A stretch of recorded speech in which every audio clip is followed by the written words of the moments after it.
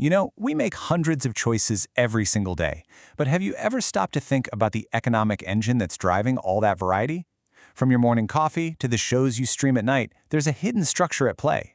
And today, we're going to pull back the curtain and see how it works. I mean, really think about it for a second. You can get a coffee on pretty much any street corner, but you probably have a favorite, right? So what's the deal? Is it the beans, the brand, the overall vibe of the place? Why is it that so many nearly identical businesses can all survive and even thrive right next to each other? And trust me, once you start looking for this pattern, you'll see it absolutely everywhere.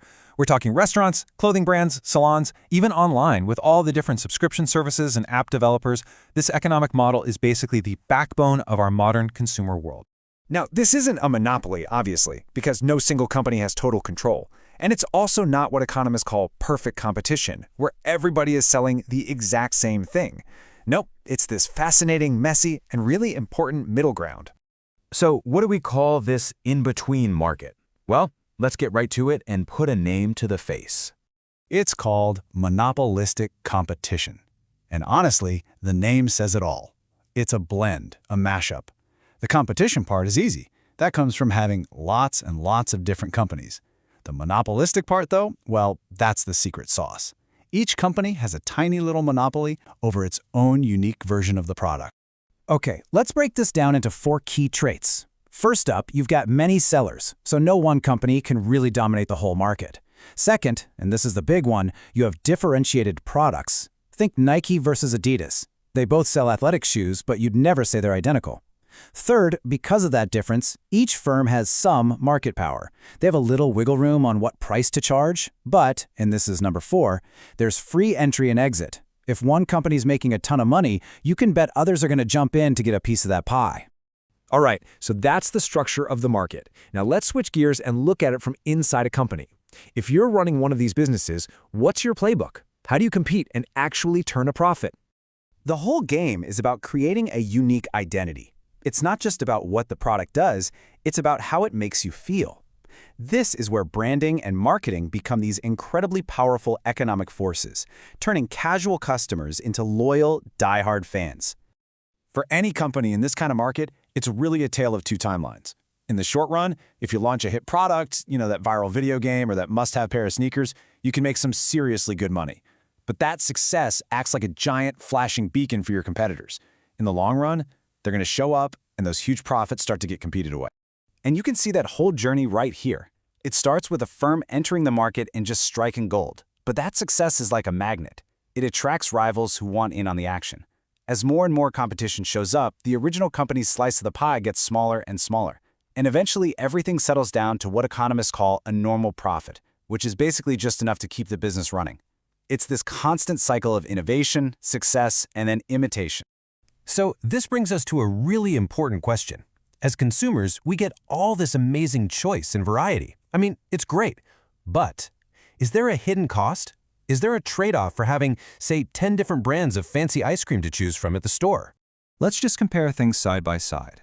In a world of perfect competition, all the products are identical. It's super efficient from an economic standpoint, but you get zero variety. It's boring. With monopolistic competition, we get all the variety our hearts desire. The catch? It is, by its very nature, less efficient. So really, you can just think of it like this. That amazing ability to choose between a dozen different pizza places in your neighborhood, well, it comes at a price. And the price we pay for all that glorious variety is a small but very real dose of economic inefficiency. And this inefficiency actually has a technical name. It's called excess capacity. All it means is that firms are producing less than they possibly could at the lowest cost. The perfect everyday example is a restaurant that almost always has a few empty tables. It has the capacity to serve more people, but the demand just isn't always there. That's the cost of having so many restaurants to choose from in the first place. All right, let's wrap this up by connecting all this theory back to the stuff we see every single day. Let's talk branding, advertising, and how this constant competition for our attention really shapes our world. Because every product is a little different, companies can't just fight over who's the cheapest. They have to engage in what's called non-price competition.